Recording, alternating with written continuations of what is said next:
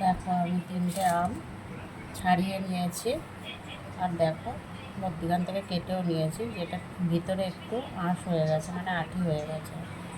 এরকম আমই লাগবে এটা বানানোর জন্য। দেখো আমি ভালো করে ছাড়িয়ে ভালো করে এটা ধুয়েও নিয়েছি। এবার আমি ছোটো ছোটো পিস পিস করে কেটে নেব। দানাগুলো ফেলে নিয়েছি, এবার ছোটো ছোটো পিস পিস করে কেটে নিয়ে তারপর রান্নাটা করবো।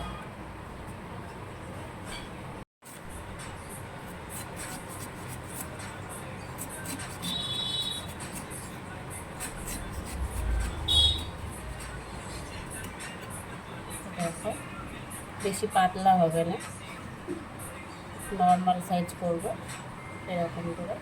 আর দেখো ভিতরে আঁশগুলো একটু শক্ত হয়ে গিয়েছে, নরম থাকলে কিন্তু এই রান্নাটা করা যাবে না,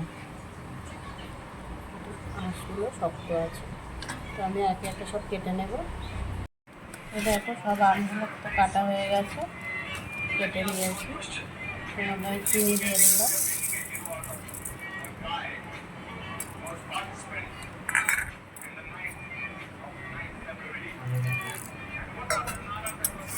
ভালো করে মাখিয়ে কিছু সময়ের জন্য রেখে দেবো। এখন কোথাও দেবো, প্রায় 1 ঘন্টার মতন এটাকে রেখে দেবো।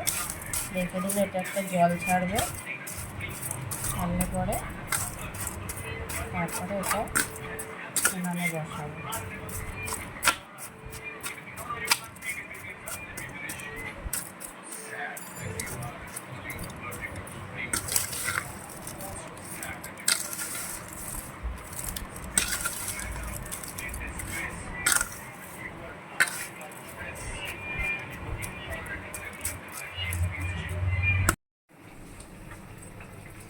দেখো 1 ঘন্টা পর কতটা জল কেটেছে, চিনিটা প্রায় গলেই এসছে। এবার এটা গ্যাসে বসাবো। আর এখানে দেখো একটু মশলা নিয়ে নিয়েছি, যেটা এটাতে দিতে হবে। গোটা এলাচ নিয়েছি, দারচিনি নিয়েছি, লবঙ্গ নিয়েছি, 2টো শুকনো লঙ্কা, সাদা জিরে, কালো জিরে আর গোটা ধনে, আর এখানে কয়েকটা গোটা গোলমরিচ। এগুলোকে ভেজে এটার মশলা বানানোর জন্য ভেজে মিক্সিতে গ্রেট করে নেব। দেখো আর এদিকে দেখো বসানো হয়ে গিয়েছে, মশলাটাকে ভেজে নেব।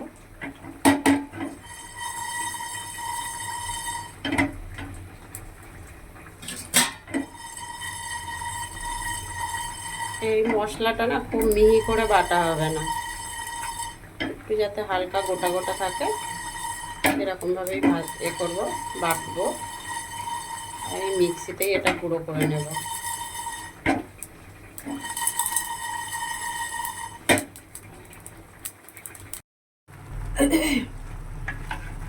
দেখো আমটা প্রায় সিদ্ধ হয়ে গেছে, এরকম গোটা গোটাই আছে। এটা কিন্তু কোনোটার গায়ের সাথে লাগবে না। এবার এতে আমি কিছু মশলা দেবো। তোমার প্রথমে সামান্য একটু নুন দিয়ে দেবো,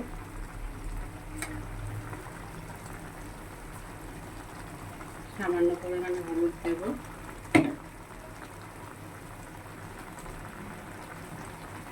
সামান্য একটু লঙ্কার গুঁড়ো।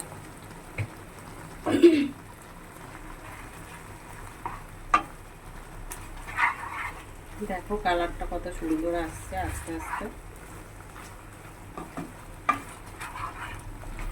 এই আচারটা বন্ধুরা তোমরা নিজেরা বাড়িতে বানিয়ে খেও, খুব ভালো লাগবে। আর এই আচারটা রেখে রেখেও খাওয়া যাবে। আর আচার তো মোটামুটি কম বেশি সবারই ভালো লাগে, অল্প বেশি সবারই ভালো লাগে। আর দেখো হয়ে এসছে প্রায়, আর একটু বাকি আছে।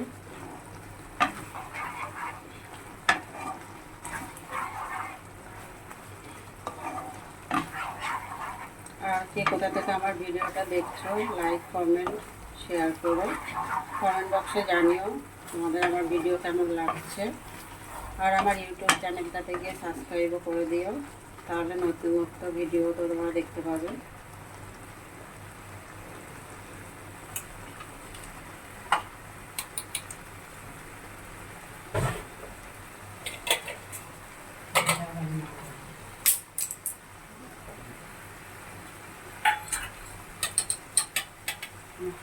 সুন্দর গন্ধ বেরিয়েছে গেছে।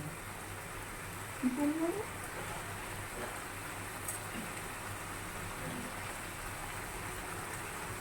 দেখো যে মশলাটা ভাজলাম সেটা গুঁড়ো হয়ে গেছে।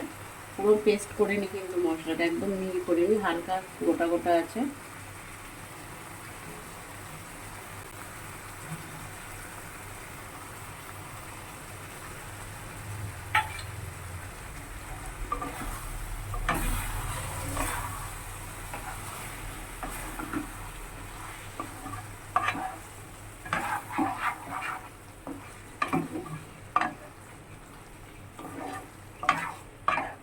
খুব সুন্দর একটা গন্ধ বেরোচ্ছে।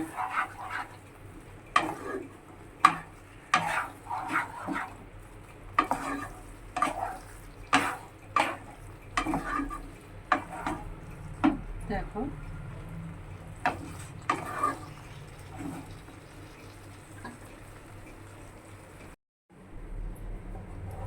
দেখো বন্ধুরা, আমার আচারটা বানানো কমপ্লিট হয়ে গেছে। এবার আমি রেখে দিচ্ছি, যখন ইচ্ছা হবে মাঝে মধ্যে খাওয়া হবে। তো তোমরাও বাড়িতে এইভাবে বানিয়ে খেও। আর সবাই, প্রচণ্ড গরম পড়েছে, সবাই সাবধানে থেকো, ভালো থেকো। আবার দেখা হবে পরের ভিডিওতে।